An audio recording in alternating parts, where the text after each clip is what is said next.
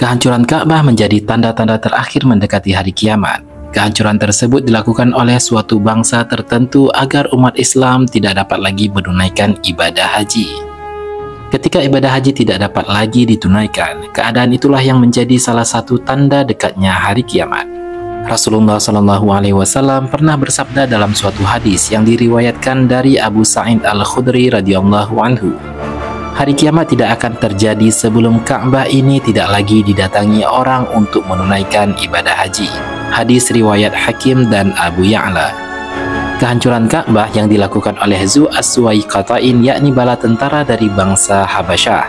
Keterangan tersebut dilandasi dari hadis riwayat dari Abu Hurairah radhiyallahu anhu. Rasulullah SAW bersabda dalam Sahih Muslim, Zu As-Suwaiqatain dari Habasyah akan merobohkan Baitullah. Hadis riwayat Muslim.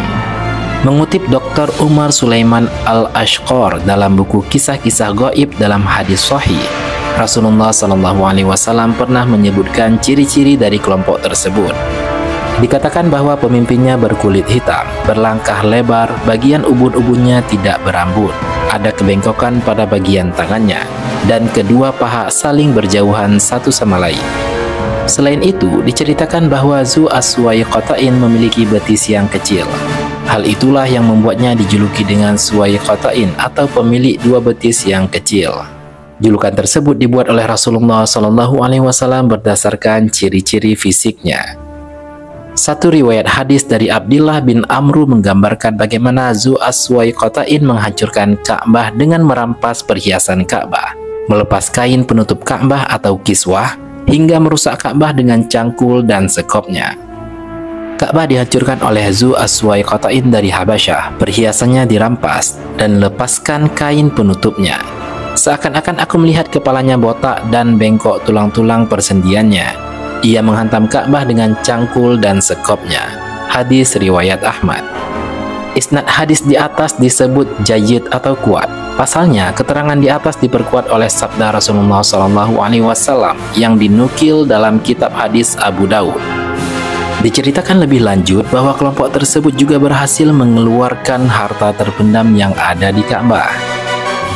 Biarkanlah orang-orang Habasyah sebagaimana mereka membiarkan kalian.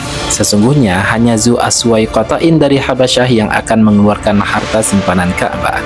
Hadis riwayat Abu Daud.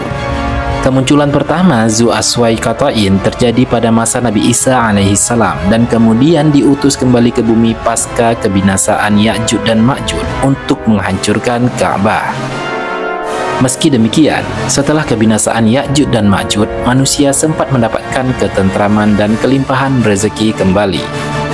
Setelahnya, Allah Subhanahu wa Ta'ala juga mengirimkan angin sejuk yang kemudian ditugaskan untuk merenggut ruh setiap mukmin yang tersisa di hari akhir. Saat itu juga Nabi Isa bin Maryam diwafatkan dan disolatkan oleh kaum muslimin serta dikebumikan bersama Rasulullah SAW di kamarnya. Nah guys, jadi sudah tahu kan siapa yang akan menghancurkan Ka'bah nantinya yang menjadi salah satu tanda dari hari kiamat? Ya, jika kalian punya informasi lain untuk dikasih tahu, silahkan komen di bawah. Terima kasih dan Assalamualaikum warahmatullahi wabarakatuh.